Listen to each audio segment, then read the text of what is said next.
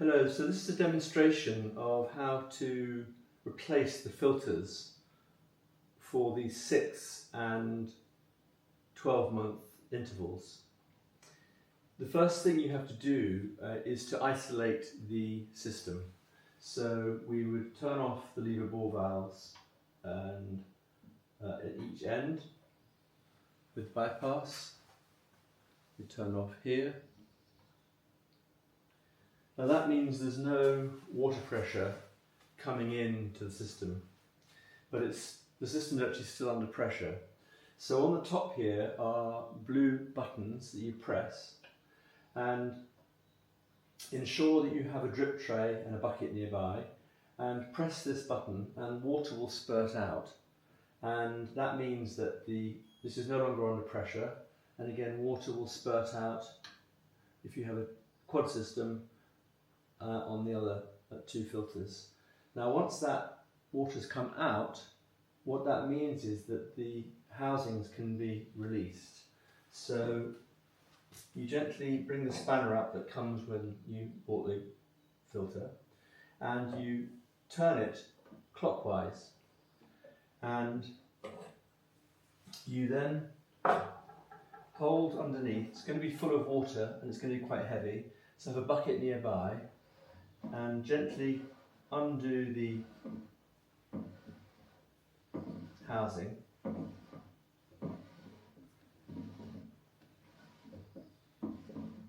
Here it comes.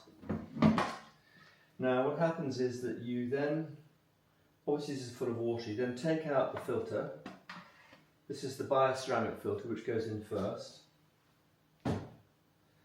and replace the filter in here. All the filters have a rubber grommet on the top, and make sure it's attached, and some filters have a rubber grommet in the bottom of the housing that might be detached, so just check that that's out before you put the new filter in. Now what we recommend is that you use a product called silicone. It's a silicone lubricant, and we recommend that you, obviously with dust-free hands and fingers, you then take some silicone lubricant out and gently wipe it around the big O-ring, because that helps to maintain the seal.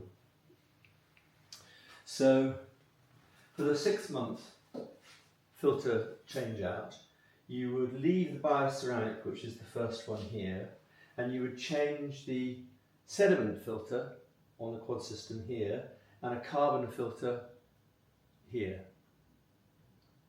So it's the sediment filter in the second one in, number 2, and number 3, the 5 micron carbon filter.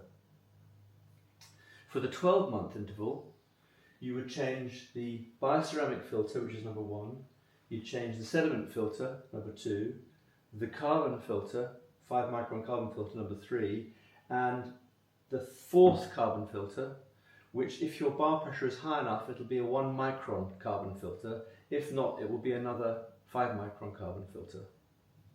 And so that is the protocol for the 6 and 12-month changes. When you bring the housing in and you bring the filter in, you can feel it goes to there's a notch at the bottom, and it drops down into it. You can feel it drop down in, and then that way the profile is low, the rubber grommet's on, and then you offer it up, having greased the silicone ring, and very, very gently offer it up. It goes into the thread, and then gently bring it all the way through.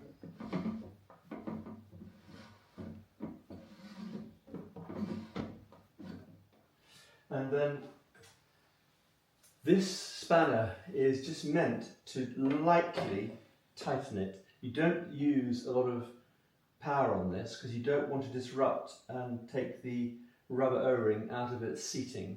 So you just literally bring it in, and a little bit of tightness, that's all you need. So when you've done the your 6 or 12 month filter replacement, and you're ready to recommission the system. Obviously it's off at this end. You've got now to introduce the water from the inbound main. So you open this very, very slowly, and you hear water hissing in. And obviously these are going to be filling these chambers, but they're not going to fill completely because there's going to be air locked into them. So again, you do the reverse that you would do at the beginning. You press the blue buttons and you hear air hissing out.